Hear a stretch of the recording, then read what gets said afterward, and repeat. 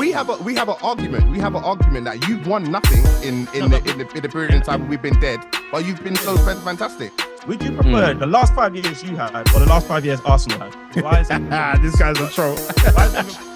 Hello, good morning, good afternoon, good evening, whatever time you're listening. Welcome to another episode of Podcast Pundits. I'm Dre Man, back in the hot seat today. I know Strives filled in last week. I was absent with quite a bad one, actually. So I know Strives was trying to make it out, but I was out of action. Strives, you done well.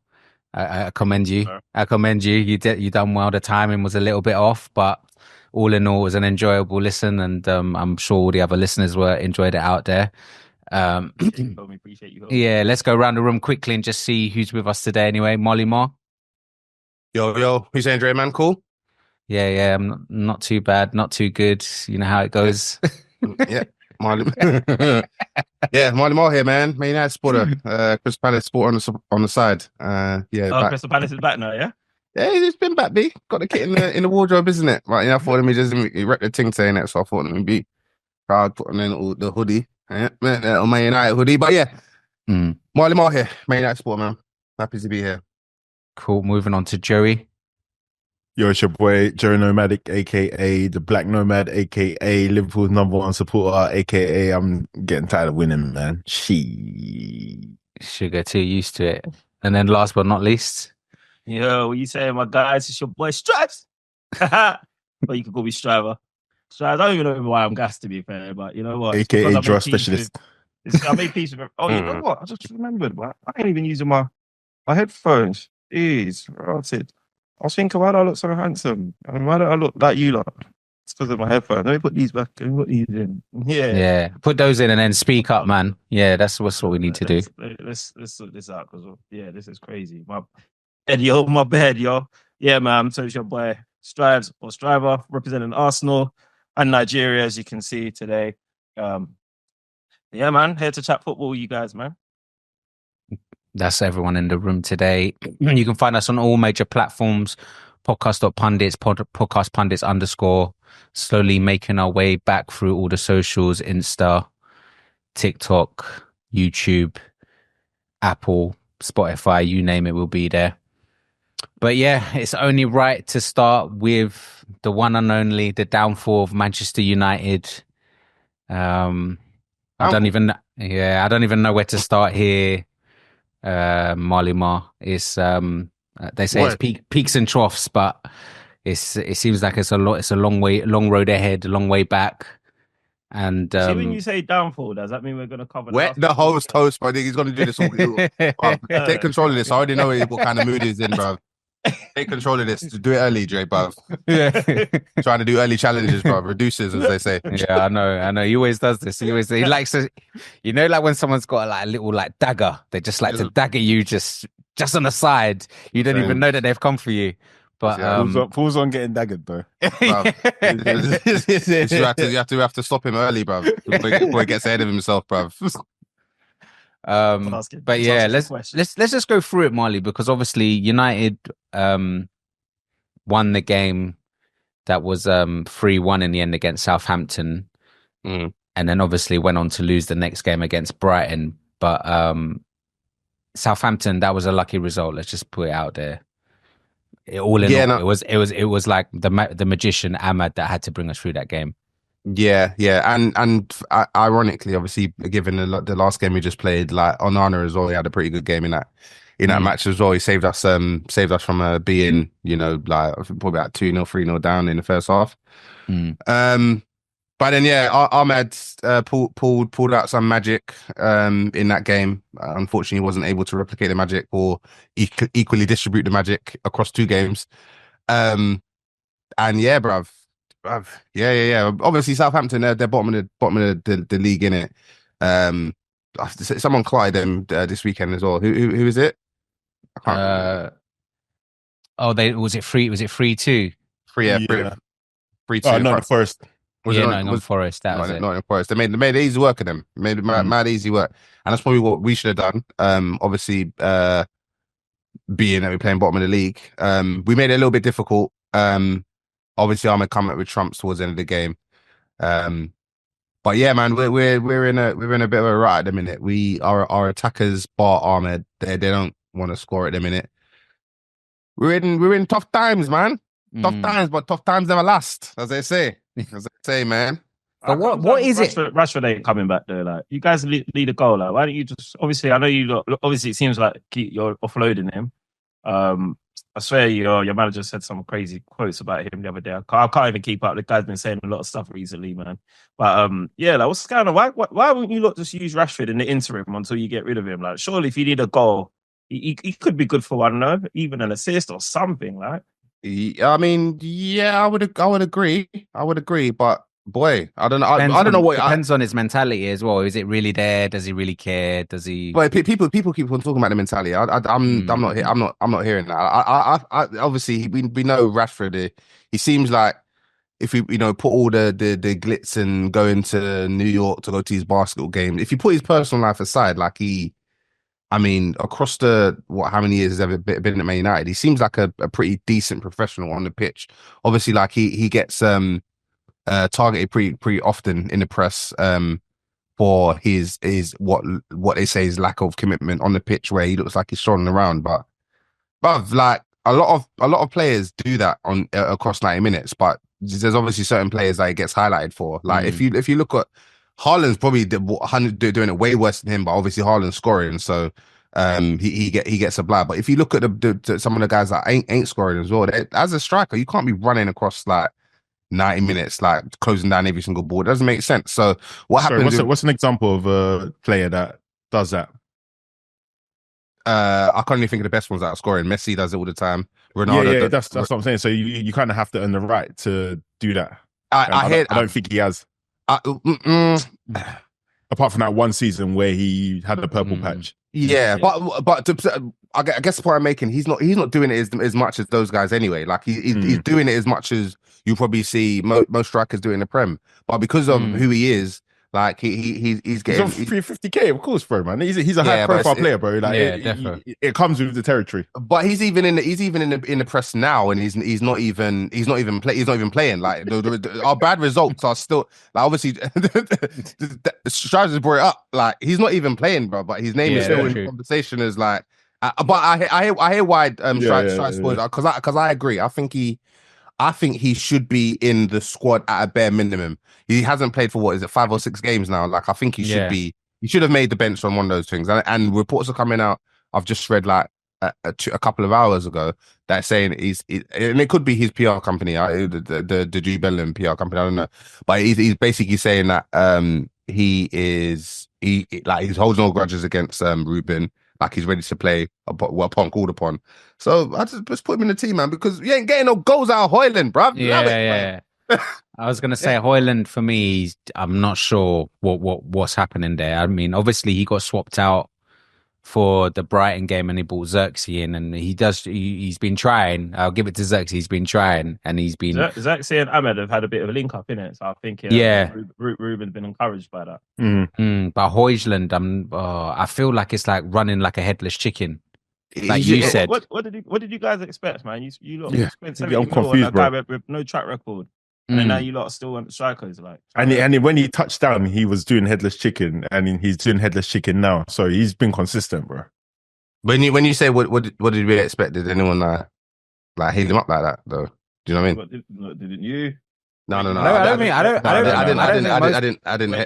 What are you gonna a prospect Haaland or something, saying that you might have uncovered? No, your boys didn't call him that. No, nobody here said that. Nobody said that. What? I wish they did, man. Yeah. No, what we did say. Must be the Man United fans in other realms that I defo, man. No, what we did say is obviously Joey said, would we rather have Ivan Toney or just you, bro. Just you. I didn't say that. It was you. No, that was. But you brought that to the table, bro. No, but it was you that said Højlund over Ivan Toney. Yeah, I said I'd rather have Højlund in. Yeah, because you said team. We. So I'm trying to like separate Dre from that. No. I'm just drawing reference to the conversation that we had in it. Like, so that, and what I said at the time was that, I mean, I never rated Ivan Toney like that anyway. Like, so what about now though? Are you still thinking that though? Because you must have rated him enough to score 9 Premier League goals in it. I'll be honest. Not really. Still, not really like that. I've never. Obviously, he's dope at penny taking, but like in terms of like, I think we'll be getting the same as we'll be getting out of Xerxes, and maybe the odd goal or two. He's probably a better finisher than Xerxes, but I don't think he's that brilliant. No, not brilliant, but he's better than Højlund. 100%. Like if he could do it at Brentford, he would do it. Do you know what I mean? Like there's no doubt about it, bro. There's nothing that Højlund can do that Ivan Toney can't do. Yeah. Absolutely nothing, bro. Hold up plays definitely better, but in terms, I think.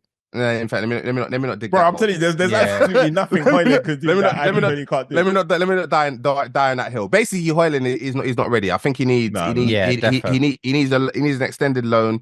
Obviously, the loan for Ahmed done wonders, because there was a time when Ahmed was in our team as well and wasn't looking particularly great. I remember. He went out. He didn't have a run of games though. No, he had a few when he was and enough for me to say that he wasn't ready. Yeah, I remember Marley saying that. I remember he was saying, no, Ahmed can't be in this team, and then he went on loan. Did Marley Mar say that about Elanga as well? But I think he said that for Elanga, he's always stuck to his guns, that he didn't think he was good enough for Man United. The thing is, certain players leave and they get to a club that is somewhat of their standard, and their ability shines through in a team. Elanga's shining in Nottingham Forest. I think for Manchester United, I don't think like guys like Elanga are good enough, because I've seen him for Nottingham Forest. Like I've seen him when he's smoking hot, bruv. And I've seen him doing exactly the same things he's done at Man United, run into corners with no clear idea about what to do. Ahmed is the standard we should be looking at, and I think if you compare Ahmed, is he better than Ahmed? Is he better than Ahmed? No, is he better than Ahmed? Because Garnacho should be leaving as well. So what you should have asked me is, what do I think of Garnacho? And I think Garnacho is a player that can be sold. He's not better than Ahmed, and Ahmed is the level is Garnacho better than Elanga though? No, probably about the same stink, bro. Yeah, I hate when you're not being honest, Marley. I'm probably about the same. No. I think that's quite honest. That's quite an honest answer. He's not better, but he's not worth. It's not proven that he's worth. Elanga's got more confidence than Garnacho at the moment. That's right. He's a bit better. The thing is, I think Garnacho has more confidence than everyone, bro. In the like, his overinflated ego is bro. It makes him make the decisions that he makes, bro. He thinks he's better than he is, bro. Like if he recognize his level, and I'm not saying he's obviously he could improve as he gets older, but right now he's not that guy in it. He's not that guy. Sorry, quick one. You said Højlund should go on loan.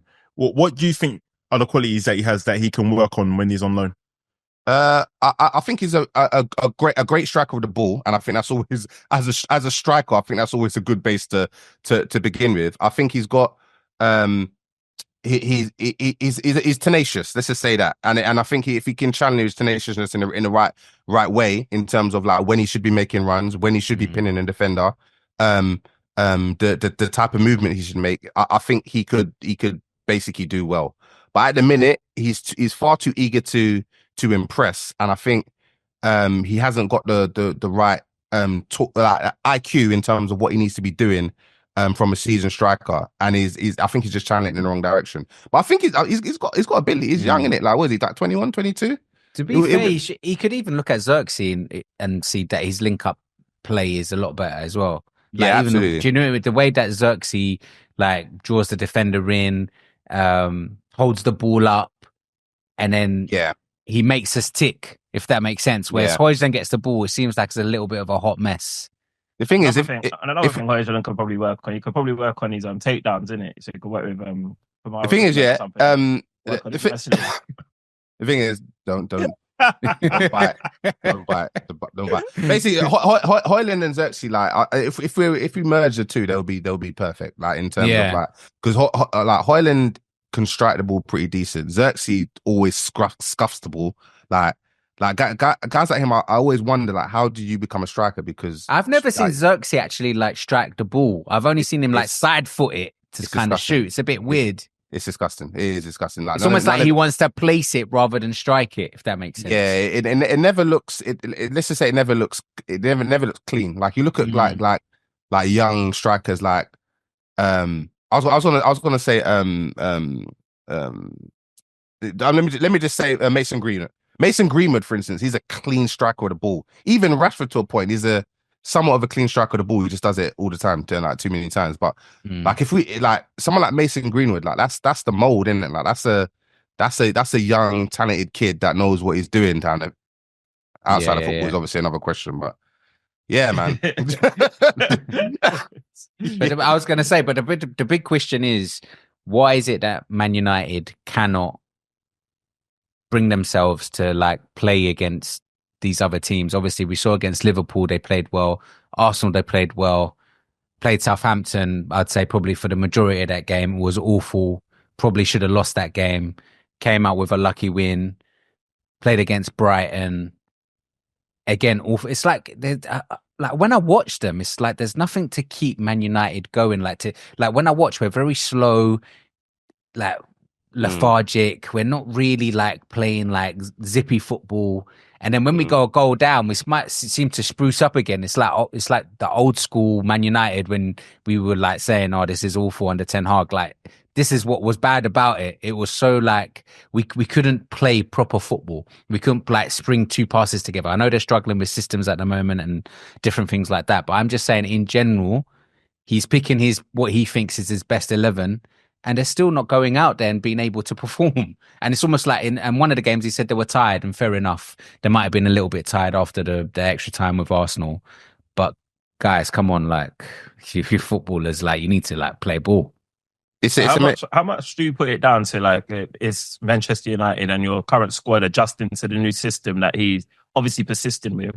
And how much do you put it down to potentially just not having a good squad? Obviously, Ruben's come out and he's obviously said some comments that I don't know, they might be blown out of proportion a little bit. I mean, I think you can understand what he's saying if you listen to the press conference in its entirety. But obviously, the quotable is this is one of the worst Man United team, or one of the worst Man United teams in recent times. So, how much of it is down to just a lack of quality, or is it down to an adjustment of system? Because when you're asking what can change, I'm interested to know, as fans, like, what do you put it down to? Do you think it's an adjustment of systems? Do you think it's lack of quality only? Because I mean, on paper, individually, you guys can match up with the best of them. Hence why you can put up performances against your Liverpools, your Arsenals. But kind of to add to supplement your question, I kind of had a feeling that you guys would stink against Southampton and Brighton. Obviously, you won the game, but Southampton could have been 3-0 up in the first. Easily. What is that down to, though, as fans watching the game? Like, obviously, I'm hate watching. I'm not really interested in you guys like the way you would be.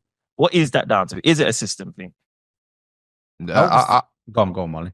No, I was gonna say I think it's I think you always start from a mentality, bro. I think if you ain't got the right mentality, bro, like to approach a game, you're gonna struggle.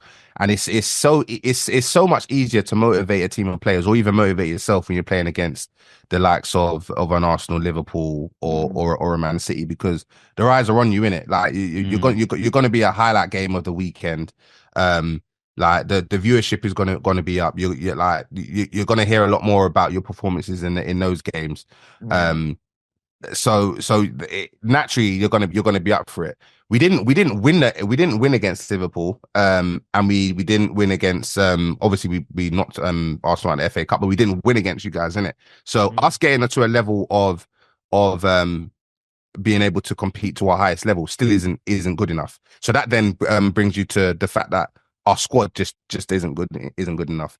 Like, I think the main issues in our squad, I don't even think the defense is one of the main issues. Like, the goalkeeper and our attack is just so light. We don't have enough of a threat going forward. And Onana in the sticks, he's just proven that a liability. Black people can't be goalkeepers. He's saying that he's done all the work, or what's that guy's name? Magnan or something? But he's been AC Milan, the Italian league. Those leagues. You're not, you've always had a little bit of a caveat on the Italian league, haven't you? But, but you know what, though, Marley, I've got to challenge you.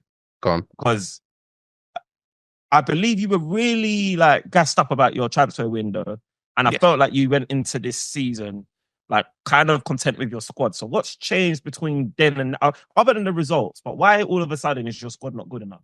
Yeah, remember what I said? I said areas. So I said the goalkeeper and I said the forward.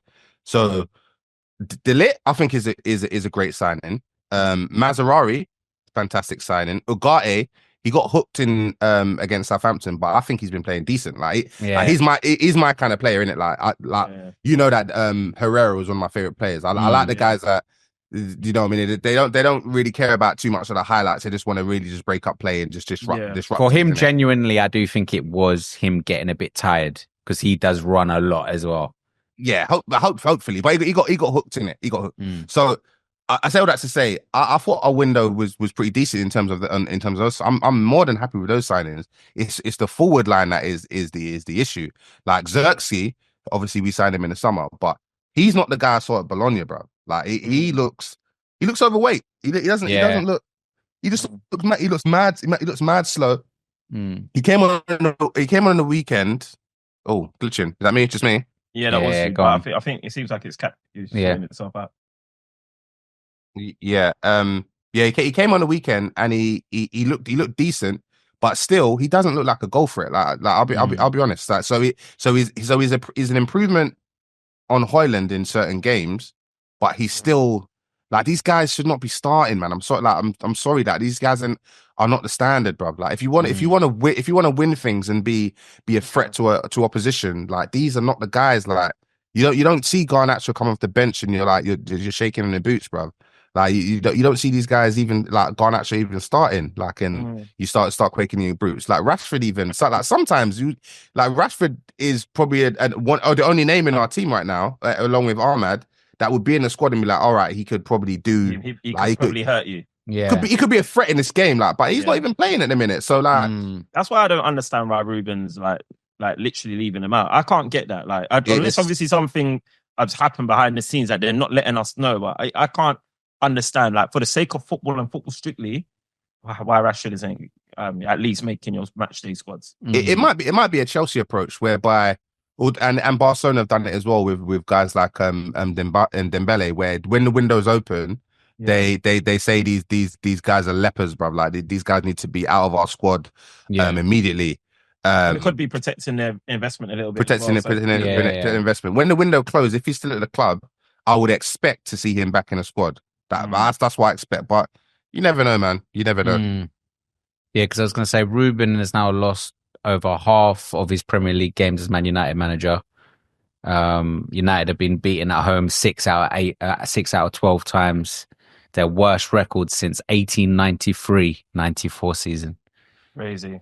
You see what the Brighton admin's been putting up on social media? Yeah. They will do it. Always do it. Yeah. But I was going to say, at what point do we have to question Ruben as well? Because don't get me wrong, we all know he's trying to play a system. We all know he's trying to push onto the players the the style of play of football as well. But I think even the other day, we were losing to Brighton 3-1. He could put on another striker, but he decided to still take a striker off. So instead of going like two up front, so he's really willing to stick to his guns, Malimar. But at some point, does he not need to like change it? Like, I understand every manager will have their style and have their tactics and have their formations, but when you're losing, does it not feel like we need to change it? Change things up a little bit. Wasn't that one of your criticisms of Erik Ten Hag, that you saw him implement a style to begin with that got you a little bit excited, and then as soon as it wasn't working, he ditched that style that made him famous at Ajax, that style that got him the job in the first place, and kind of just, I don't know, it kind of just went. But the thing is, Stripes, my thing is, I'm not telling him to get rid of what he's doing, because I personally, I can see what he's trying to do. But my thing is, no, I can see the style of play he's trying to push onto the team. Whether they can do what he wants is another thing. But my thing is, when you go 3-1 down and you've got the chance to switch it up a little bit and maybe put two strikers at the top of the park and change things up, he's not doing that. He's like, no, I'm sticking to my guns. This is the way we need to play. You need to remember who those two at the top are. It's Højlund and Xerxes, bro. Yeah, I know it's not the best, but that's what we have to play with, though. So I can't. The thing is, see him be a bit more adaptable. I think so. I think he needs to be a little bit more adaptable. And the thing is, Struz, my thing is, we all know that he's going to stick to this philosophy or this formation or this style. Do you have a problem with it? Do you have a problem with it? I don't have a problem, but my thing is, this is his time now, even if he was to change it a little bit, just to see, because obviously he's got time on his hands at the moment.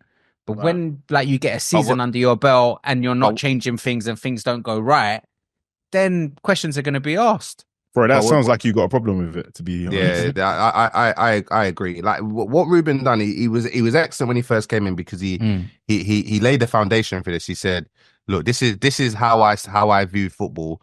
We're gonna have a lot of hard times, and obviously these are hard times we're having right now. But in the long run, if the players or the team accept what I'm doing, we would see a joy of it. And what I got from that is that this is how it's going to be.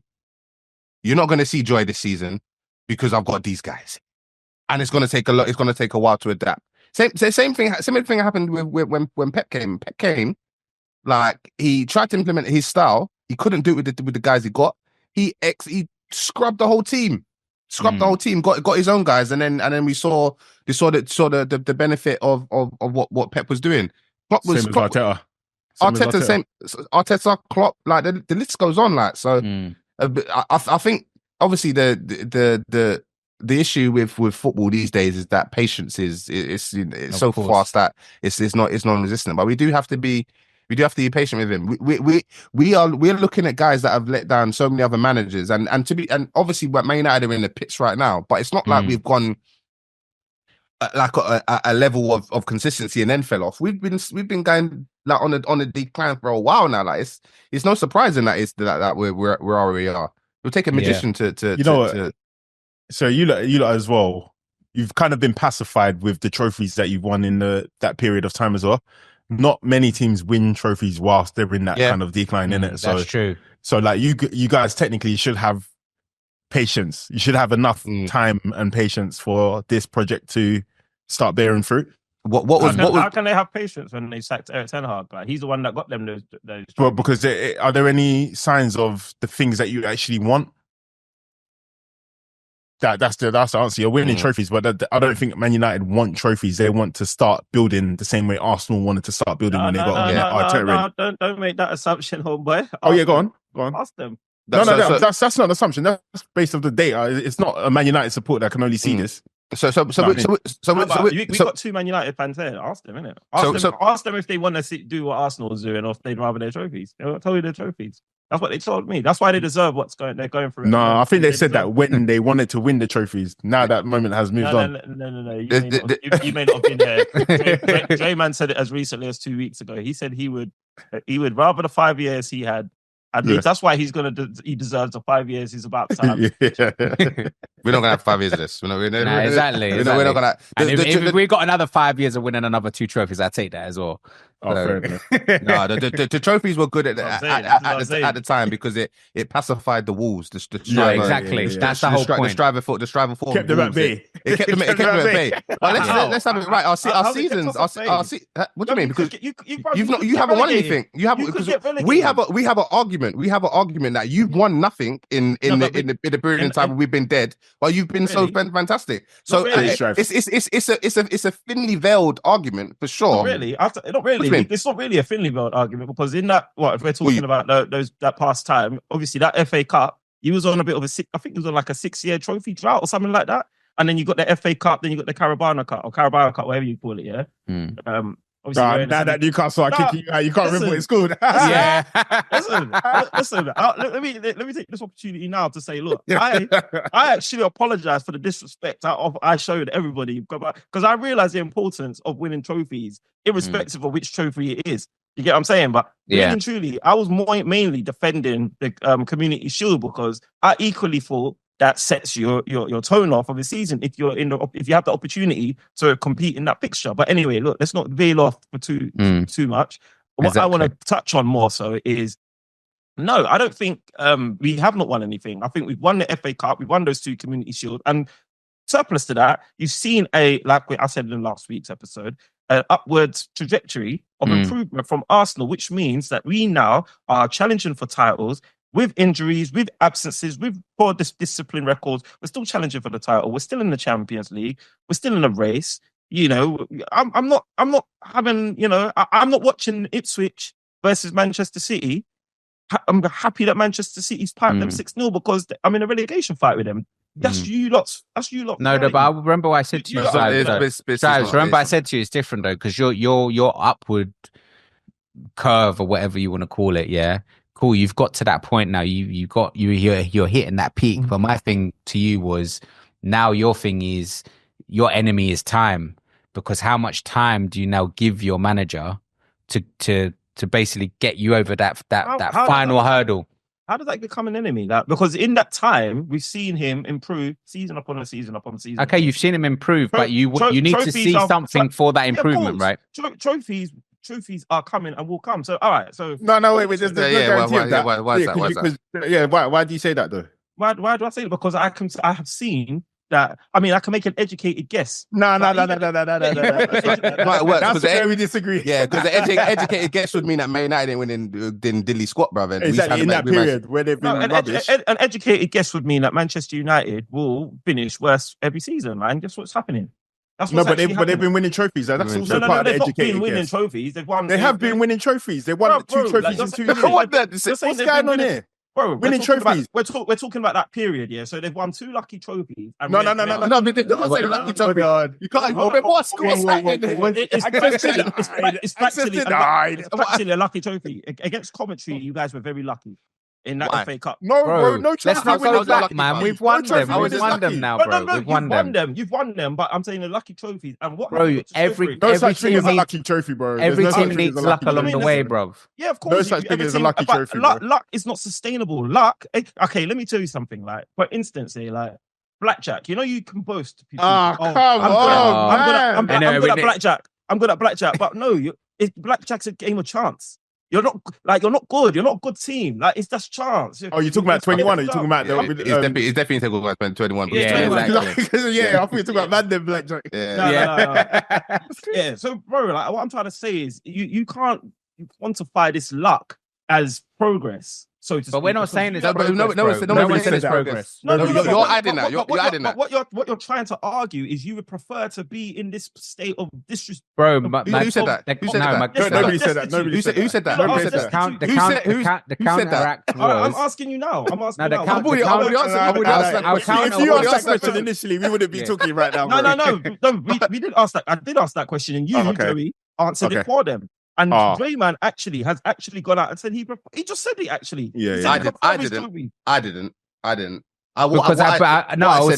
Marley, I said I preferred the trophies because I knew the state of the club that we were in at the time. So I would take that. Yes, I would take 2 trophies, and we're playing doo-doo and we're doing rubbish in the league and we let me ask you this, both of you. Would you prefer the last 5 years you had or the last 5 years Arsenal had?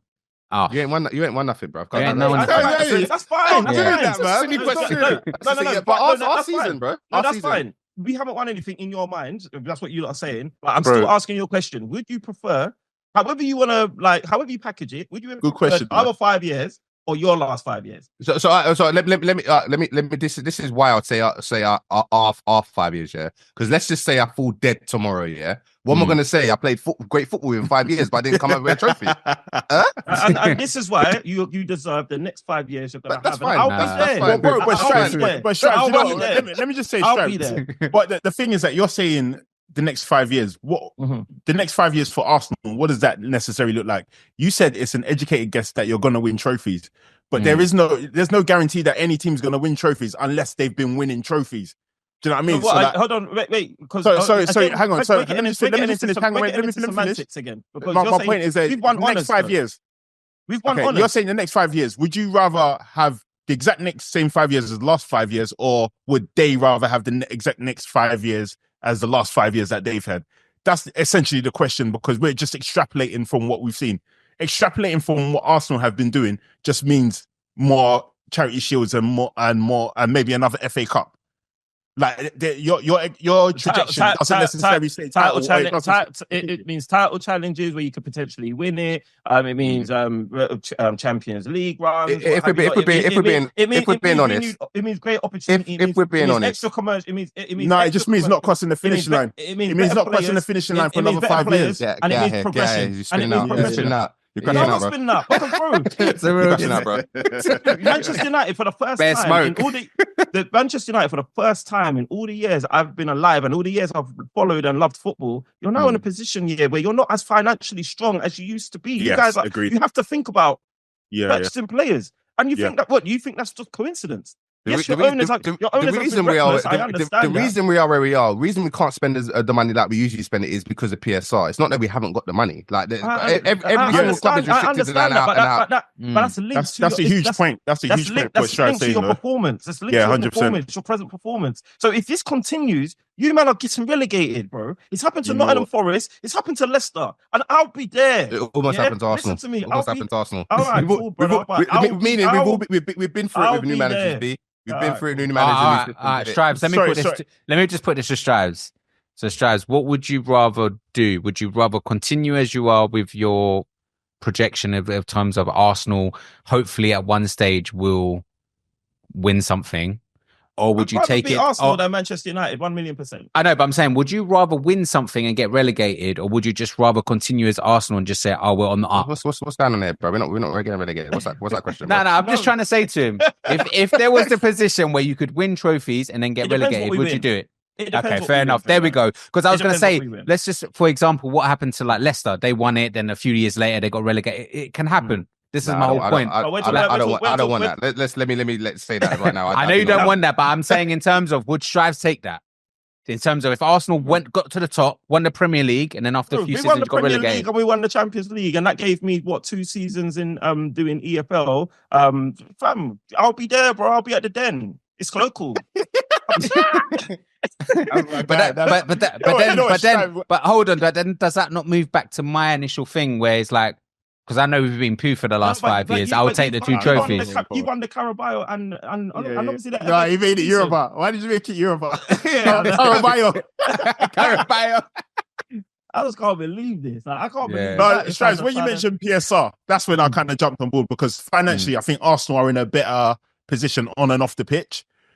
But then it's the trophies and the guarantee of having trophies. And I'm not too sure about whether Arteta is. I don't know how you feel about it, but I know there's a growing concern about Arteta being the guy to put you into that position where you want to be. I mean, I've had those concerns as well. And let me not even fully make it past tense. Yeah, but it's more past tense than it is present tense. And the reason why Arteta, I'm not turning on him, like the way how maybe listeners would have expected me to, it's just purely because I've seen the state that our team is in. And I find it quite miraculous that we're actually only 6 points off the top spot. You get what I'm saying? I find it very miraculous. Yeah, because we're moving on to the Arsenal segment now anyway, so it's a perfect segue to it. And I was going to say, so obviously Arsenal beat Spurs 2-1, and then after that, obviously you guys have drawn with Aston Villa. I was going to say, if we just start with the Spurs game, there was no way that Spurs were going to come to your ground and beat you, was there?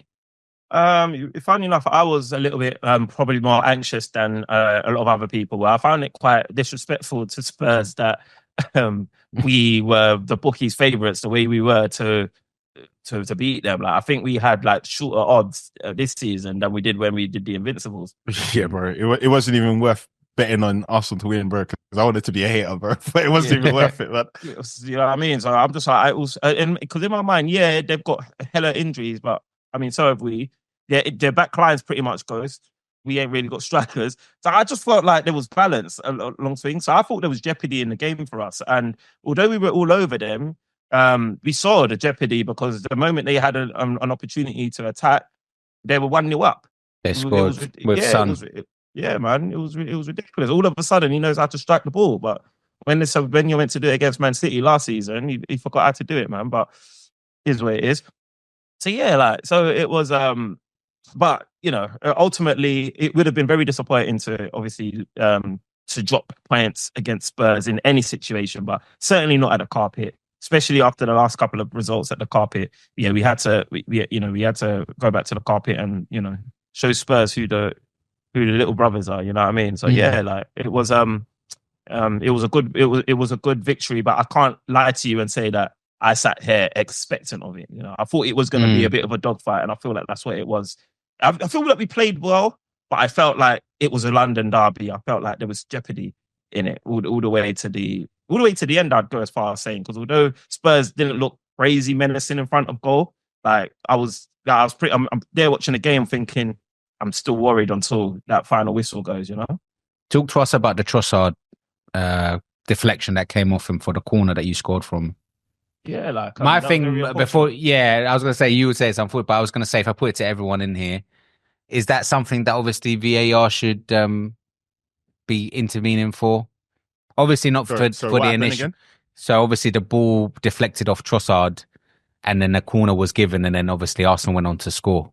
Basically, it shouldn't have been a corner. It shouldn't have been a corner, but yeah, I mean, it is what, isn't it? You can't VAR can't intervene in that. What Arsenal fans should do is that when they're talking about the injustices that they get it throughout the season, they should offset that one. We were owed one. The conspiracies. Were you owed one, or is it just how the game is?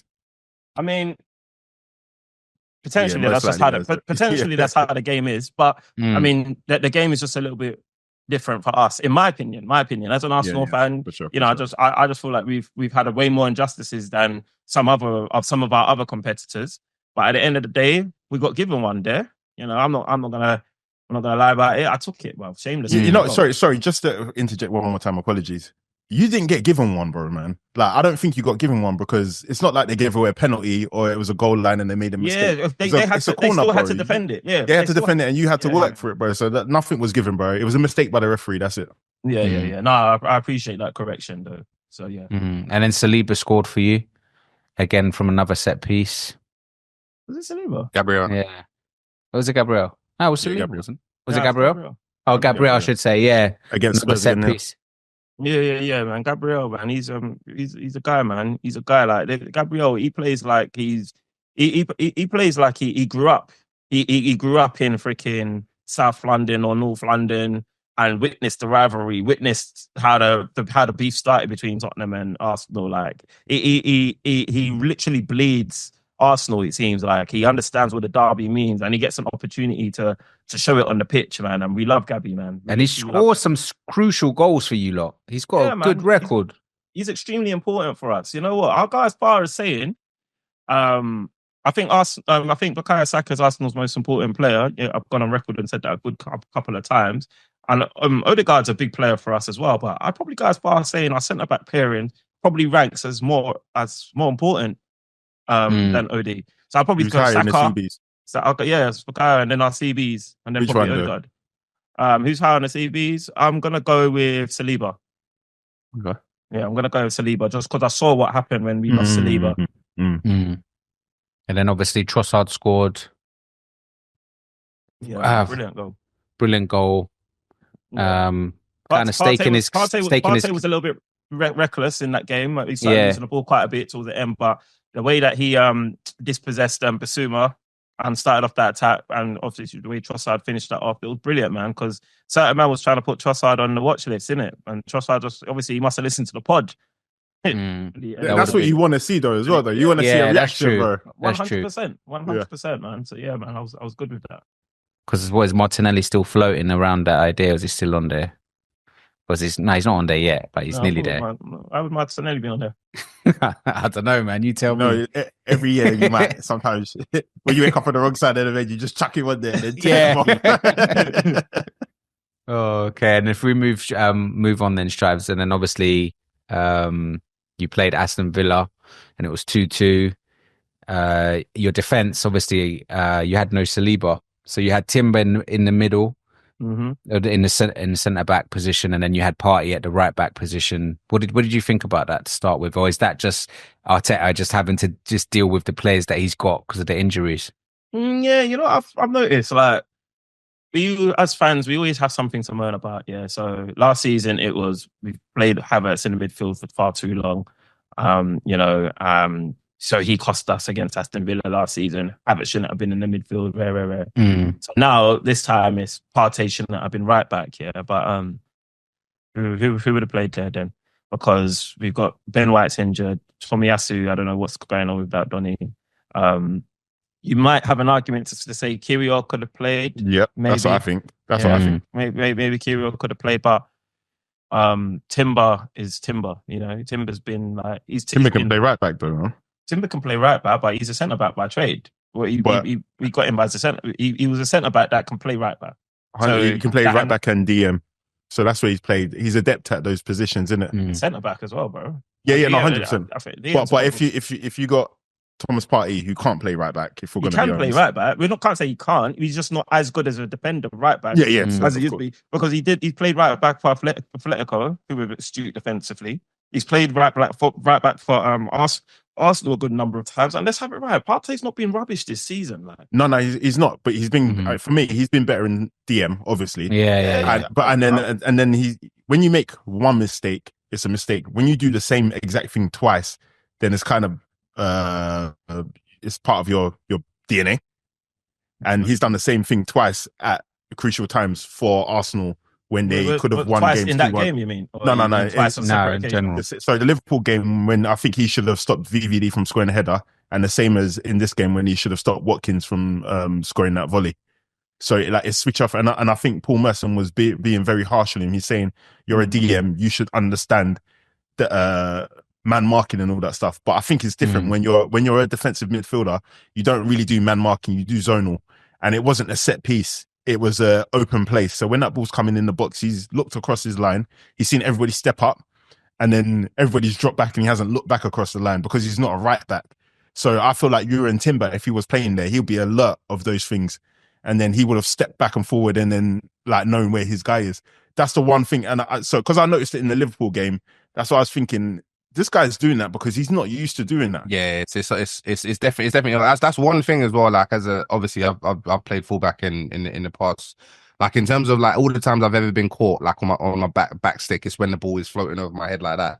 Like it's so difficult to defend. And if you're, as you said, if you're a DM that's slotting into right back, like obviously it's not great, but you kind of have to give him a little bit of slack. I wouldn't give him slack for that, and I don't think it's a character trait. But I'm not giving him slack for that. He switched off. There's just really no excuse for it. He switched off. Bro, but it's like it happens though, bro. Like people, if concentration in those defensive areas are not your strong point, you're gonna switch off, bro. Especially when someone's got movement as well. It's impossible to say it's not your strong point when he's a defensive midfielder and he's played right back. So yeah, you might not say it's his strongest point, but I definitely expect somebody of Thomas Partey's level to not be switching off in that moment. Do you think Timber's doing that? Or any of your other right back cover guys? Ben White's not going to do that. Tomiyasu's not going to do that. What can we do? Play Timber there, bro. Our players are injured, Joey. I say play Timber there and then play Kyrgios. Play your centre back. But Kyrgios I swear Kyrgios is a left-sided centre back. No, bro. When you play centre back, you can play on both sides, bro. Obviously, it's better to play out when you have a right foot. Right. We tried it with Holding. We saw what happened there. Bro, but if you're a centre back, I'm just saying. No, I hear that, but it's like Liverpool are playing Kwanzaa. Everybody, Chelsea right now are playing Joshua Chempong at centre back, bro. So like, no, but I hear you. We could have potentially played Kyrgios, and Kyrgios Arteta's signing as well. So I don't know why. So you can, but he's not been playing, bro. You're right. And Thomas Partey has been decent at right back. I've not necessarily had a massive issue with him. I know a lot of the fan base have done, but I mean, I'm not like totally. We're all reactionary to some extent. I ain't totally that bad. Like, you know what I mean? Yeah. So I mean, I just think lapse of concentration that you just done better with. Just in general, like you're 2-0 up. You can't be 2-0 up and 2 drop points. Yeah. Like, I personally think, to be honest with you, like I personally think for me, I was more annoyed with Martinelli. I know Martinelli got the goal. I felt like his finish could have been better anyway. Like, but you know, I think he got a little bit lucky with that goal. Yeah. But then you're literally breaking. Like, play the ball into Trossard earlier, or at the very least, you don't just fucking stop and let everybody catch up with you. The next minute, you know, we're now defending. We've gone from a counter attack to now we're now defending. A couple sequences later, bro, we're conceding. And you might even argue that Thomas Partey probably should have got out who made the cross before Tielemans scored? Okay, to go out to close the cross, whatnot. But I was quite annoyed at the fact that we weren't 3-0 up. I felt like we had an opportunity to be 3-0 up. So I was quite annoyed at that decision making. And then, you know me, I'm really on this. We need to buffen up our striking department, our forward attacking department. So for me, I was like, bro, like this is fucking proof. You know, this is symptomatic of our poor transfer window in terms of attacking options. Because what were we doing? Like, what were we doing? So I was a bit annoyed at that. Yes, concentration defensively, it could have been better, definitely. But I also feel like we should be killing off the game here. You should have. You should have. And then obviously you had the third goal ruled out for clear and obvious handball, right? There was no question about that. If it's clear and obvious, why is everybody... This guy's a troll. Why is everybody discussing this? Why is everyone discussing it? Because it's Arsenal fans, that's why. Bro. It wasn't just Arsenal because fans. It's Arsenal fans, bro. It wasn't just Arsenal fans discussing it. It was like, that's all I had. In fact, I think Arsenal fans accepted it pretty quickly, to be fair. But when I was watching the game, I remember thinking, yo, I don't know if that was a handball. I thought that hit his chest. Yeah, but when you see that clear angle that shows it coming off his... What clear angle? The one from behind the goal. Yeah, the one from behind the goal. What you see is it hits his chest, but then it rebounds onto his arm. This is why. Dre, play that voice note. Dre, play the voice note. Insert the voice note here, bro. No, but I accept that it's a handball. I'm not saying it's not. I accept it. It was a handball. I just think it's. But you're saying you can't see it, or no? I'm saying from that angle that we were all watching. You know that angle they showed us all. Yeah. We're all watching the same coverage. Like, it looked like it hit his body. Was that the angle at which you see the ball get hit at? If that makes sense. So from behind, bro, the angle that we all saw, like when we're watching a replay. Agreed, though. I don't think that's a handball. But then when I saw an alternate angle, I was like, oh, I can see why it was given. But it hits his chest, but then it does. Wait, sorry. I think it hits his body first. This guy is the Lincoln lawyer, bro. Yeah, definitely. You said I can see why it was given, but you didn't say you can see why it was a handball. Was it a handball? What is going on? Yeah, bro, why would you say I can see why it's given? This isn't even a court case, bro. Like, I'm not bro. I said the Lincoln lawyer, the Lecky lawyer, bro. Lecky Bridge lawyer, bro. No, this is crazy, bro. I ain't put no paperwork forward. I'm not trying to contest the decision. I've accepted it, bro. Yeah, you're a nasty piece of work. I just think it was a bit harsh. Like it just Ollie Watkins came out and said the same thing, bro. And then while he was watching it, he started laughing, bro, because he hadn't seen it yet. Yeah, it was so obvious. The worst thing about it is Havertz, like he knew what he done, but he celebrated that disgusted me. He celebrated devious, bro. Ooh, disgusting. Ooh. Yeah, it's mad, bro. It was clear handball. Just for the record, it was clear handball. Very distasteful behaviour there from Havertz. Yeah. Clearly relegation candidates. Yeah, But anyway, what does this do? What does this do for you boys anyway? In terms of Arsenal, anyway, because obviously you're battling the injuries, you're still trying to grind out the results. Obviously, Aston Villa, they're not an easy team. We know that Emery against you boys. I think last year, you guys lost that game, right? Is that right, Stripes? Both at Emirates, yeah. So both of them. I don't think we lost both. Did we lose both? Yeah, I think you lost. Didn't they do? Yeah, we lost. I think definitely at the Emirates. They lost both, man. They lost both. They may have, They may have. I know. I've not really enjoyed playing Unai Emery's Villa recently. We started off kind of strong against them because one of my favorite memories against Unai Emery's Villa is when we beat them 4-2 with those late goals. But yeah, I don't really feel like I have too many fond memories playing them. Since then, obviously, I know we beat them comprehensively at the beginning of the season, but yeah, I mean, in regards to what it means, it just means that when your boy Strives was telling you all at the beginning of the season that we're probably going to finish third, maybe second, it just meant that I wasn't as crazy as you lot all thought I was. So like when you make peace with certain things, because you can't look. This is what I was saying to another Manchester United fan. He sometimes he locks into the pod, sometimes he doesn't. But I was saying to another Manchester United fan when he was trying to, I don't know, I felt like he was trying to goad me, get at me a little bit. And I said, brother, obviously you've forgotten what it takes to title challenge because you ain't done it for 15 years. But when you're title challenging, you have to continuously improve your team season upon season.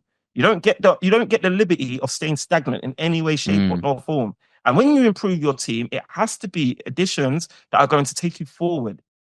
You get what I mean? You can't be dulling. You can't see a need. Like everybody will tell you now. It used to just be me, but everyone will now tell you Arsenal's a striker away from being elite. Like you guys are meant to have the experts. You're meant to have the analysts. You're meant to have the data team that will show you all of this stuff. You should have known this 2 seasons ago. You cannot go into a season upon season, transfer window after transfer window, taking discounted, reduced aisle shopping players and expect to challenge. Like it's not sustainable. It's not realistic. It's not ambitious. It's childish. It's childish. And then Mikel Arteta is coaching the hell out of these guys. Kudos to you, my boy. But at the end of the day, you cannot expect to win without properly strengthening your squad. And that's what's happening at Arsenal. So when you ask me like how I feel, I'm just like, I told you so. I told you that it's going to catch up with you. Why do you think it's happening though? Because like obviously, I think why are you not buying the players? Yeah, you've identified it. I've identified it. I'm sure Arteta speaks about it in press conferences. So what do you think the reason is though for why they haven't gone for it? But because there has to be a reason. Exactly. Yeah, and you're right. There has to be some sort of reason. And before I used to like put a lot of culpability on Mikel Arteta, but recently the way he's talking, it sounds like he's doing cryptic messages to the board where he's just like, yo, he's like, trying to embarrass them.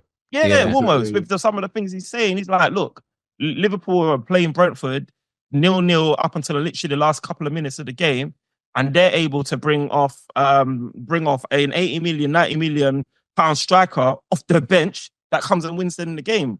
We don't have the liberty of doing that. We've got Nathan Butley-Adedeji. I don't even know who Donny is. Well, big you up, my D, but I don't even know who he is. I don't even know if I said his name right. You know what I mean? I don't know what kind of fan that makes me, but I just don't know who the fella is. That's who my option is to come off the bench. Plus Raheem Sterling, who I'm reading quotes in the media that he's having a confidence crisis. If he's having a confidence crisis, at least play the dude on the left so you can cut in and shoot. You're still asking him to try and skin guys on the right. I can't lie. When I've seen him play for you guys, it's almost like he may as well not be playing, bro. I know it sounds harsh. I mean, but he looked so short in confidence, bro. Bro, he was skinning your guys, wasn't he? You did it, bro. He was doing all right, but my thing is, bro, if you've come to that point now, you never really wanted to play. You've taken him on loan. You've never really played him because you didn't need to. Now you're like in dire straits. You're like, right, we're going to him, and this guy is not. He's not bringing nothing to the table for you lot. He really isn't. Yeah, he said his best is yet to come, or something along those lines. And I do admit, I'm still waiting for that to come. But with that being said, just to go back to your original question, I'm just watching it thinking, fucking hell, man. Like, I hate to be in a position where I look like a prophet.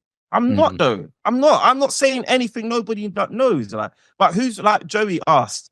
Who do we place this blame at? Whose door do we place it at? Arteta, maybe because he's made some signings that you're like, but every manager makes a couple of dud signings and every manager gets a couple of signings right. So not really. The owners need to continue. Yeah, is it the board though? I think the board, and I think needs to go a bit higher up because I'm sure like any good manager, they'll have their list. And I don't know, man. I don't know. I do kind of feel like Arteta has to take a bit of responsibility. Of course he does. I'm not saying he doesn't. Of course he does. Because you lot didn't need Marino, bro.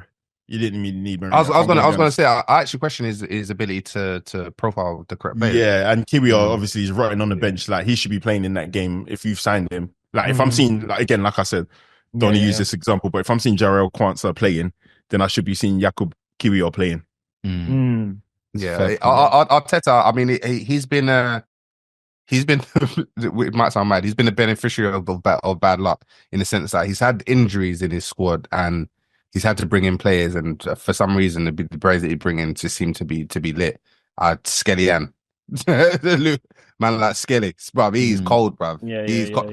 And someone told maybe it sounds like something Joey might have said, but no, it wasn't. I don't think it was Joey. Someone said it was like 5th choice left back. I was like, there's no way, bruv. He's got to be second, bruv, at least. Yeah, I said that still because I said he was 5th choice left back because he's not even a left back by his actual position isn't even left back, But so I would say first choice would be Who was our first choice? Probably Timber, no? Timber, yeah, probably yeah. Timber, yeah.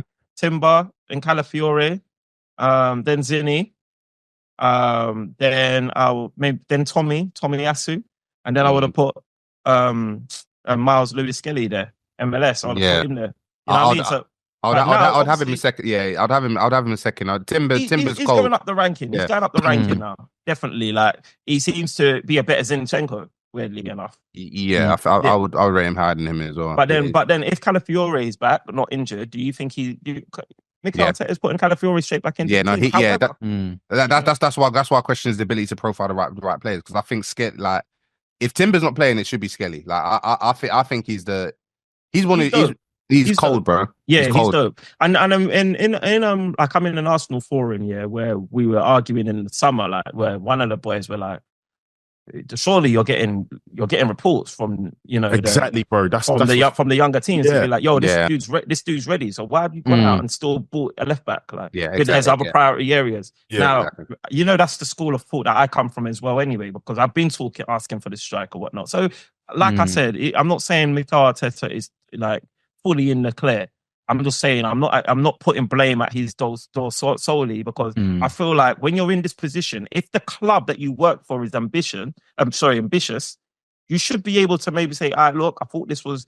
You can see why I made these purchases, because look how many injuries we've got to head to our back line. These guys have proved useful at one point or another point in the season. However, yes, you may have wanted me to fix all of our issues with the budget that you gave me prior, but it's not fixed. We need a little bit more. You can see how close we are to winning something major here. You've done it with whatever club, whatever sport franchises you own with, is the LA Rams or whatever it's called. I can't remember.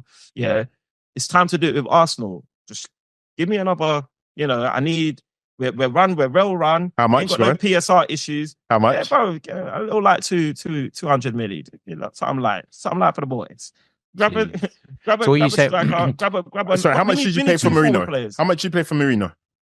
I don't know, between 30, 40. And how much you paid for Calafiore? I'll be honest about 40. I'll be honest with you. When it comes to this transfers of those two guys, I love them now. They're not Arsenal shirt, but I weren't excited about it. I remember. Yeah, I don't Yeah, but then, so you can't really ask for that much money when you spent like. No, but I can, because I know who I need. I know who I need. No, but you spent 80 million on who you didn't need. According to you need 200 million spent right. No, but we did need like an 8. We definitely needed. Remember, we got Jorginho and Partey. They're aging. They're on their way out. Yeah, and Partey, I think he's free to talk to clubs even. Yeah, at the end of the season. And Jorginho, right? Yeah, potentially. I think Jorginho, we might have given him an extension. Okay. I was going to say, Strives, before we move on, we got you guys. It's like 2 weeks until the transfer deadline day. Yeah, we ain't done fuck all. I'm sorry to keep swearing on the pod, but we ain't done anything. Like, that's another thing I was annoyed at. The full-time whistle went, and the first thing I said is, it's fucking 18th of January, or whatever date it was, 18th, 19th of January, and there ain't I ain't seen no players, like, no effing players, bro. Like, and it don't make no sense. Your best player is injured, and he's gone for the season. 3 months at a minimum. That's Bukayo Saka I'm talking about. You got a bunch of other players missing. Whatnot. You sent players out on loan. You sold certain players. You're talking about having a finished squad, and it's more than half the month has elapsed. More than half of the window has elapsed, and I ain't seen no players coming. I'm baffled. So if you could bring in one player before the end of the transfer window in January, who would it be? If we're just one. If we're talking realistically, that I'm seeing linked, I'll probably say Sesko. But you know me, I want Isak, man. But Strives, like, clubs don't really do business like that. Obviously, Man City, for example, they didn't sign anyone this summer, or maybe they signed somebody from Girona in January. Exactly. But they spent 70 million on Marmoush, which is overpriced. They spent like maybe another 30 million on this Kazakhstani brother or wherever he's from. So you've got to do what you got to do to win. But they didn't spend money in the summer, is my point. So they've got money to be spending. Yeah, it's true. And even they're getting fleeced. So Arsenal, who are PSR bad boys, they're not going to be doing any craziness. No, but we've got to remember, we spent money in the summer, but we also sold decently in the summer as well. Yeah. You know what I mean? So we're not in any, we're in no way hindered to do business in January. Put it that way. We're in no way hindered. The only thing that may be hindering us, like, because I'm not totally sure the mechanics of the way things work, is potentially because we've only just got into the Champions League and whatnot. So maybe we're only just benefiting from the extra revenues and whatnot there. So I don't know if the wages and the wage bill of players that we're bringing in now, if it might affect our PSR or our sustainability financially. I don't know the mechanics behind that, but I'm sure Arsenal pay people well-to-do that can handle that. And we should be able to pattern something else. There's no way we're in the position that we're in right now, and we're not showing the ambition of strengthening right now. And as an Arsenal fan, I think I speak for us all. We are a bit annoyed about it. I'm definitely not on the train of Mikel Arteta out. Like I'm seeing some of our fan base. I'm not there. Like let's have that conversation at the end of the season. But for now, I was going to say, just to end it, if we're going to end it quickly, what would you go further in which competition? You got Champions League left, you got the Prem that you're still trying to challenge for, and then obviously the Carabao. You still got the second part of the game to go. Right. Well, I saw Bournemouth absolutely take Newcastle apart. So that gave me a little bit. Yeah, I was going to say I was going to give you guys confidence because they were poor Newcastle. Yeah, and that was at St James Park, I think, as well. So that gave me some hope that miracles can happen. Yeah, Champions League, like I was talking about, there is an element of quality, but there's also an element of luck. If luck's on our side, maybe we've got dare I say it, a better chance at them as it stands of doing something in the Champions League than we do in the Prem, because I think it's really Liverpool's to lose. And Liverpool, Liverpool seem to just be like, Liverpool's dropped enough points for us to have caught them by now. If we ain't caught them now, I don't think we're catching. Yeah, it's a tough one to pick up. But yeah, moving on to Liverpool. You brought it up, Joey. So the first game you drew, Nottingham Forest, a tough outfit, battling at the top of the league as well. And then you also, after that, you got the points at Brentford when probably you probably thought that game was like moving away from you guys, especially even with Nottingham Forest. You done well again to pick up points where most people probably thought you were going to drop some. And is that not like title winning ambition? Just to continue grinding out the results? I don't know. Obviously, I'm not being like a bit negative or optimistically pessimistic. I just don't feel like the performances have been good enough or to my standard. Throughout this season, I've constantly just spoke about how underwhelmed I am by the first halves. And then at the beginning, I was pointing it down to Arne Slot's tactical brilliance to address the changes and him not being afraid to make changes. But it's starting to wear thin, man, for me anyway, man, like, because I don't know, it's hard to decide whether I would prefer us to start off the game well and finish well and maybe not get points, or to start off the first half rubbish and finish the game well, second half well, and then maybe get a point or 3 points. When Arne Slot came, he said he wanted to control games.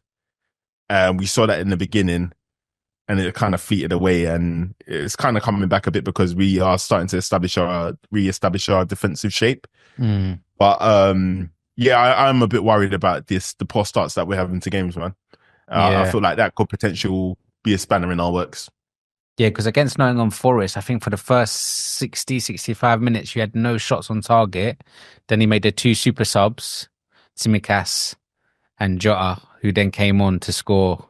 So it's like almost like a super subs. But So with that, I wasn't actually mad at that. I didn't really care about having the shots on target or whatever, because again, the most important thing is creating the chances. And then on the flip side of that, Nottingham Forest, they, out of all the counter attacks, we only conceded one goal. That's so true. I feel like we held them pretty well, and the game was pretty much played in their half. And it would only be a matter of time before we start hitting the target. But unfortunately, we had 37 shots, and I can't remember how many were on target, but it was nowhere near enough, in my opinion. Because Sells in that game, he did make a good few saves as well against you guys. Man. There's a couple goal line blocks and clearances as well, man. So like, big up Nottingham Forest, man. Like that was a game that we should have won. We should have won, and we could have easily left Anfield with no points. So again, I'm happy for it, but some warning signs in there, warning signals. And then obviously if we move on to the Brentford game, obviously Nunez comes off the bench, scores you 2 goals. Obviously you guys left it late, but he needs that as well though, doesn't he? He needs the goals, he needs the confidence. Oh, I don't care, bro. I've had enough of that shit, man. I've had enough of that shit, bro, because like I think the last time he did that was against Newcastle, innit? And then he scored. Yeah, it was almost like 2 super goals he scored as well. 2 super goals, out of character super goals that were brilliant. Left all of us. I'm thinking we had 10 men against Newcastle.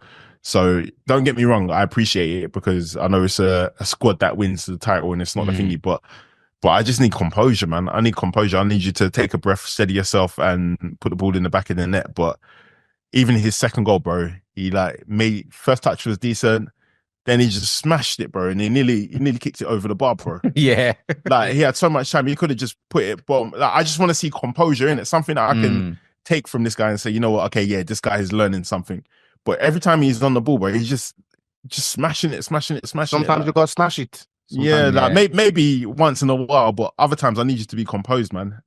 But yeah, it's wearing thin because like it's like Arne Slot. I don't think he likes Mavericks, man. Like he doesn't know what to do with somebody like Nunez. And then even after he scored that goal, he nearly broke the centre back's ankle, bro. And so like it's like what is up with this guy, man? But I'm happy you got the goals, man, and everybody came over to him, man. But what you don't want to be when you're a striker is the guy that when you score goals like that everybody's relieved and everybody's happy for you. You want everybody to be like, okay, well, yeah, he does this. Like when Mo Salah scores them clutch goals, nobody's coming over and hugging you 5 minutes after the whistle's gone. Sometimes you need that, man. Sometimes you need that reassurance, bro, man. No, you do as a player when you're not banging goals. But fans that want to win the title, that's not reassuring for us that we're going to win the title, is it, man? Well, Tibbs that was on the show last week, he sent me a voice. I saw it. Rescinding his comments and saying that Darwin Nunez is vital and crucial for the club. Bro, listen, the amount of the amount of money I've lost on my investment on Darwin Nunez, bro, man. Until it goes back to the price I break even, bro. I'm not saying nothing positive about that guy away. Because Thomas Frank was saying that basically Brentford lost to the best team in the world. What will you say to that? Yeah, I mean, what was it? 37 away shots? Yeah. Or chances or something like that. Yeah, man. Like we peppered them. But what I liked most about the game is Mbeumo and Wissa they've been violent this season. Yeah, bro. That's true. And I'm just happy we kept them at bay, man. So that's the most important thing for me. And because we did that and we had a strong defensive structure, that's what allowed us to be in a position where we can capitalize off Darwin Nunez coming on and being a savage.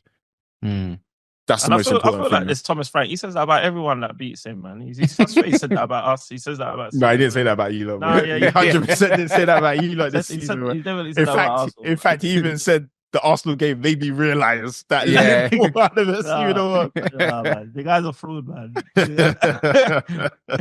Just gassing up everyone, bro, man.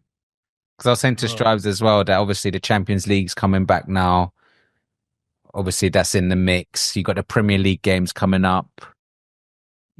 It's going to be. I think, like you said, like these last 2 games, you said they were a bit of a test, right? Like you've pulled through. But obviously, with the more games coming in now, especially with the Champions League as well, is this going to be even more testing for you guys? No, I don't think so. I think I want to say when there's a break or a lack of consistency, that's when we maybe don't look as sharp. So I think Liverpool will probably be better. Obviously, God willingly, no more injuries to our team. But obviously, there's going to be some because that's just football. But if we can keep as fit a team as possible, the more games for us, the better, in my opinion. Yeah. Like, I think Liverpool we don't need time to think in between our games. We just need to hit the ground running and game after game after game and after game, man. Yeah, because is it Lille you got next and then Ipswich? Yeah, we've got Lille next. Yeah, Lille, then Ipswich. When you're playing this Everton game, I'm glad that they've got this. I think it's in end of February. Yeah, it's in Feb. But one thing I want to say as well, man. Hey, MJ, I think I already corrected it. Maybe you weren't here when I said it because remember you said that Diaz and Kulusevski are quite similar, and I had a bit of a bunny But then I was like, you know what? You're right. And then you even said you're wrong. And I said, no, bro, you couldn't be right, bro. This Diaz guy, bro. Maybe it's because he's playing up top, man. But his end product is just it's just so lackluster, man. And I'm getting very frustrated with him, man. I'm getting very frustrated to the point where I was like, start Chiesa, man. Start Chiesa on the left hand side. Let me see what he's saying. But obviously Gakpo's starting on the left, innit? And I think that's because Slot trusts him more on that side than he does Diaz, man. But we've got a striking crisis as well, man, because if we can't rely on Nunez to get us goals, and we can't rely on him to follow Slot's instructions to the T. Jota's, he's made of glass now. That's one thing that's for certain, that he's going to get injured at some point. So crisis is strong. That's the Well, we're going. Obviously, we're getting goals, but we don't have a striker, bro. Where's the goal coming from then? Everywhere else, you've got the goals are coming from Gakpo and thingy, but we need a striker though. But when Salah's a quiet game, you do need someone there to like. Exactly, Salah's had a couple quiet games now in a row, bro. And sorry, I don't know if you guys remember, but usually when Salah comes back from AFCON, that's when the second half of the season is not when he's getting all his goals. So for me, I feel like we do need a striker. I know we're not going to get a striker, but greed and gluttony, bro. You need to go to OT, bro. You lot have scored 50 goals in the league this season, bro. Like the most of any team compared to goals ain't your issue, man. It's not a problem. No, I didn't say it's an issue, but I'm just saying we're going to need a striker because Luis Diaz, he's not Bobby Firmino. He's not linking up other guys and playing them in, but I'm just very frustrated with him. But he knows how to smash it when you get goals in the 90th minute, bruv. So you got to rate your thing, bruv. Diaz. Oh, sorry. Nunez. Nunez. Yeah. My guy. He knows how to do it twice a year, bro. When it matters. Yeah, man. Yeah, exactly. You can. Well, I think Slot can only do what he's doing, man. Slot's just doing his thing, man. And the thing is, if Liverpool don't hit like a bad form of like results, which could easily happen, then I can't see like who's going to be stopping you guys. I just can't see it. Obviously, Man City will move on to them. I was going to say Manchester City they're still about, B. They're still about, but they got a long way to go. I mean, they got to surpass you guys. Yeah, Arsenal got them coming up in a few games. Yeah, man. But they drew 2-2 with Brentford, and then obviously they went on to pipe Ipswich 6-0. Foden actually did all right. So it's going to be interesting for Foden only scores when Saka's not around. Bro, it's crazy. The PR for Foden is insane. Like, bro, this guy's been missing for 7 months or so, and then all of a sudden, they're talking about the way Darren Bent and them boy were talking about him. I was like, what the hell? Bro, they're talking like this guy is like I don't know. I just get irritated with Foden's PR, but they're talking about this guy is bright spark, this and that, or whatever it was they were saying. Like, bro, he's stat padding against Ipswich and. Anyway, let me not be a hater. Foden's he's still a bad man. He's still a bad man. Still doing. He's trying. He's trying, bro. He's all right, but he's been missing, bro. He's been England burnout, bro, man. Like loads of players that went to England have had a bit of burnout as well, bro. Like even Kobe Mainoo, Declan Rice had a bit of burnout, bro. Loads of players, man. Grealish. The Kobe Mainoo one, everyone keeps saying Kobe. He's just put on weight, man. Like in muscle or whatever it is. But mental burnout though, mental fatigue, bro. Like no, it's not physically. Yeah, I'm saying because he's had mental burnout, he's not on top of his diet anymore, bro. Declan Rice has been calm though, so I'm not sure about Declan. No, he started at the start. He said it himself at the start of the season, bro. That's a thing, but he's probably just got mental burnout because he's obviously his career he's got way more pressure than he's used to having. Like, yeah, maybe because there was a picture of him after West Ham game and a picture of him after the Arsenal game of thingy.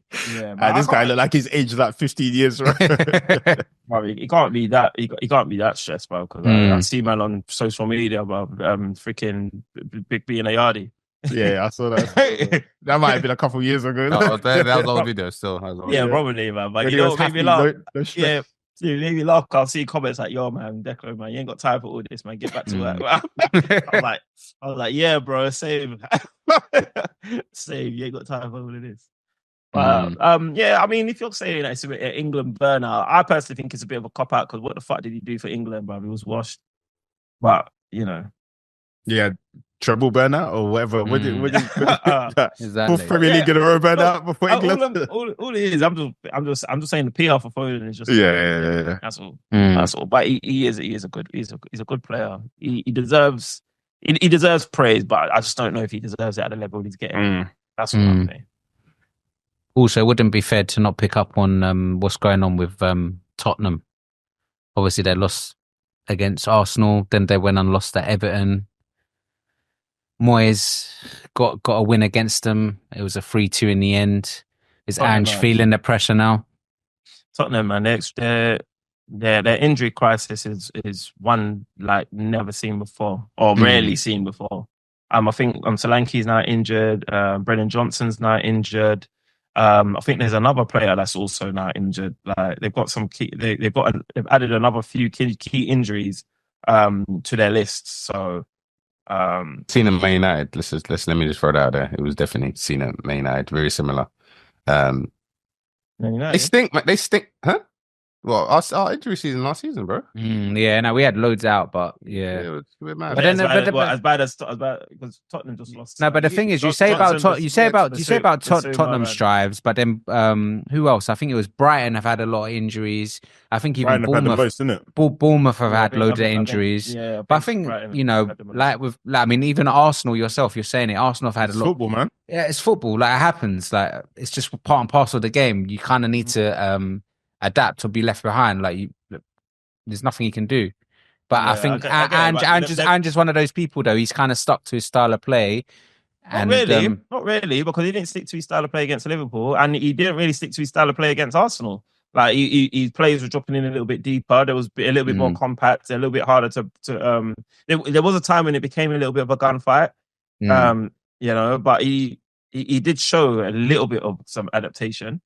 And they're playing like an 18-year-old Archie Gray, I think. Yeah, Archie Gray. Yeah, that's right. Back. So, with Basuma, Johnson, and Solanke being injured. You don't have to play Archie Gray though.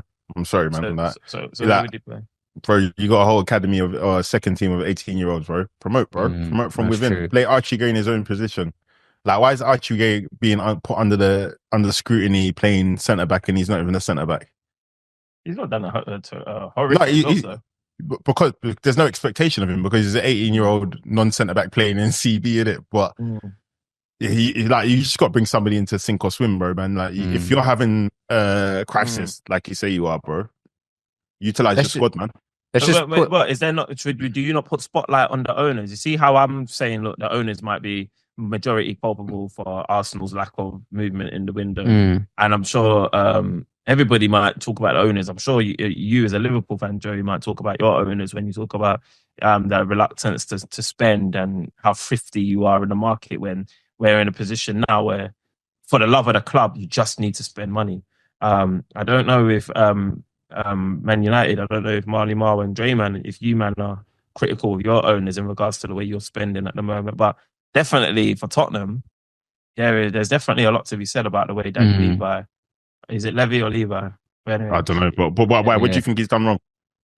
Bro, I think he's all about his bottom line. He's all about he's all about commercial savviness. He's a shrewd businessman, isn't he? He's building like more flats near the stadium and stuff like that. Yeah, but do you think Tottenham would even exist right now if he wasn't though? That's true. Yeah, fair. but then I think now, like, okay, so but back in the day, like football club owners used to love the team. So owning a football club wasn't about making yourself money. It was about you love your team and you want your team to win. So it was about everything that Daniel Levi doesn't represent. It was about no. That's not true, man. Daniel Levi is a proper Tottenham supporter, bro. Like, he's a Tottenham supporter. That's why he bought the club. But he doesn't love Tottenham more than he loves his bottom line. You don't know that, bro. Like, because I think I can just go by his behaviors and how he acts. Go on, like, what's an example? He spent money at the club. He spent money though. Like what? Stacking Jose Mourinho before final, bro. And I bet you that had something to do with a fucking bonus. If Jose Mourinho won it. I'm pretty sure it did. I'm pretty sure. It's inconclusive. Like, you like just say that because I think it was. But what I will say is that was stupid. But in terms of he spent money, at the club, and I think it's probably better to get the club in a commercially savvy position where it can take care of itself financially, rather than having to do cash injections like the old chairmans you were talking about, where they were running clubs in unsustainable ways. They were like all of their money was getting spent. It doesn't make sense, innit, man? I understand. I get. That's what I'm saying. I'm not like championing it from a business perspective, but I'm just saying that. Obviously, I think owners aren't striking a balance of love for the club with that business perspective. I think there has to be some sort of love for the club, whereby you're not asking me, Joey, should the owners be giving Arteta some more money? You spent fuck off. Yeah, we're fucking right. You should be, bro. You know what I mean? Yeah. Ange just spent money though, right? And he spent peas. He spent money, bro, man. He spent money. Yeah, he spent a lot. Solanke, what's that? 60 mil or something? Yeah, 60 No, mil. it wasn't 60. Oh, yeah, it was 60. Yeah, 60. Brennan Johnson, like Madison. Brennan Johnson was 40. Yeah, man, he spent quite a bit of money, and at the same time, like Daniel Levy has spent money at the club, bro, but even before Ange. So and then sorry, just in terms of chairman's owning clubs, if we look at the Premier League, I think maybe like Ed Sheeran's a minority holder, but Daniel Levy is probably one of the only owners that actually supports the club. That's a fair point. Oh yeah, well, okay, Ed Sheeran of Ipswich, isn't it? Yeah, like I don't know any of the other owners. The rest of them are foreign nationals. Maybe they support the club. I don't know who they supported that thingy, but I don't think. I know what you mean. More of a vested interest in the club. So all right, cool. So obviously you're trying to debunk my opinion. So what you're saying, Ange needs to be fired. He said he spent close to 400 million euros, bro. Yeah, if he got sacked, I would have no grudge against it, but then he's still in the Europa, which is yeah. So, Carabao, exactly, and he's got one foot in the door, one foot in the final with the Carabao.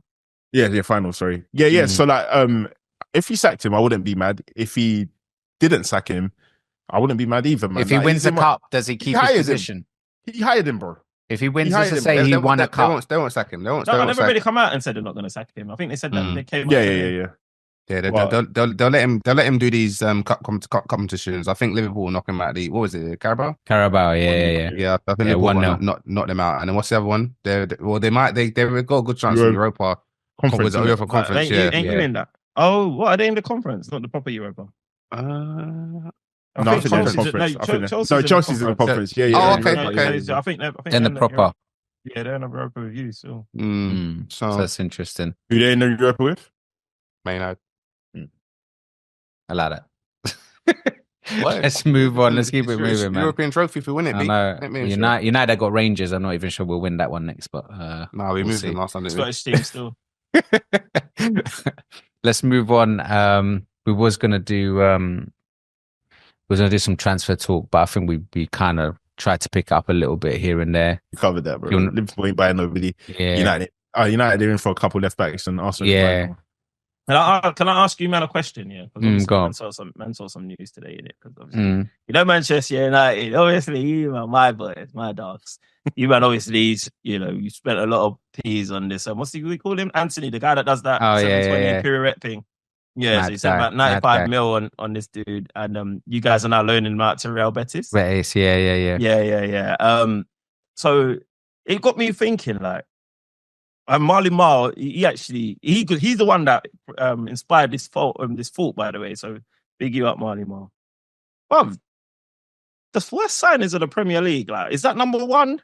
Is that number two? Is that number three? Because there's a couple up there, like Mudryk, I think that's got to be up there. Mason Mount, oh shit, that's another Man United signing. It's got to be up there. Mason Mount's up there. Enzo? Yeah, Mason Mount's up there, bro. As the worst. Yeah, he's up there. No, he's up there in the top.